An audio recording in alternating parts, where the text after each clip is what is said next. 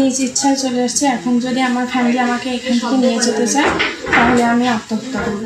আমার বাবার নাম মোহাম্মদ নবীবর রহমান। আমার বাসা কচুয়াবাজারের পাশে। আমরা প্রায় 4 বছর ধরে আমাদের রিলেশন। তারপর আমরা ফেব্রুয়ারি 3 তারিখে পালাই যাই, গিয়ে 5 তারিখে বিয়ে করি। বিয়ে করার পর আমার বাবা মাসুদের নামে কেস করে দেয়। এখান থেকে আমাদের 3 মাস পর ধরে, ঢাকা থেকে ধরে নিয়ে আসার পর আমাকে বিভিন্ন প্রকার চাপ দিয়ে মাসুদের বিরুদ্ধে করে ওকে জেলে ঢুকাই দেয়। তারপর আমাকে বাসায় নিয়ে আসে। আমি ওইখান থেকে মাসুদের বাসায় চলে আসছি। এখন আমি ওর সাথে থাকতে চাই।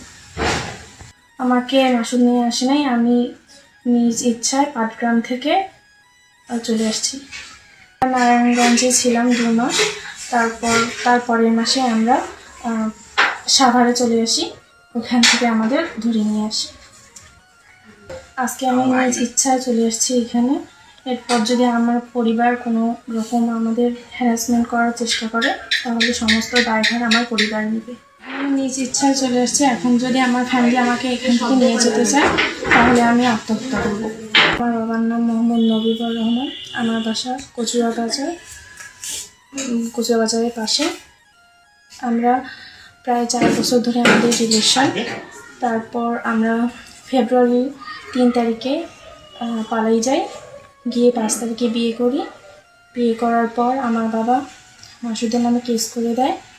এখান থেকে আমাদের 3 মাস পর ধরে, ঢাকা থেকে ধরে নিয়ে আসার পর আমাকে বিভিন্ন প্রকার চাপ দিয়ে মাসুদের বিরুদ্ধে করে ওকে জেলে ঢুকাই দেয়। তারপর আমাকে বাসায় নিয়ে আসে। আমি ওইখান থেকে মাসুদের বাসায় চলে আসছি। এখন আমি ওর সাথে থাকতে চাই। আমাকে মাসুদ নিয়ে আসে নাই, আমি নিজ ইচ্ছায় পাটগ্রাম থেকে চলে আসছি। নারায়ণগঞ্জে ছিলাম 2 মাস। তার পরের মাসে আমরা সাভারে চলে আসি। ওখান থেকে আমাদের ধরে নিয়ে আসি। আজকে আমি নিজ ইচ্ছায় চলে আসছি এখানে। এরপর যদি আমার পরিবার কোনো রকম আমাদের হ্যারাসমেন্ট করার চেষ্টা করে তাহলে সমস্ত দায়ভার আমার পরিবার নেবে।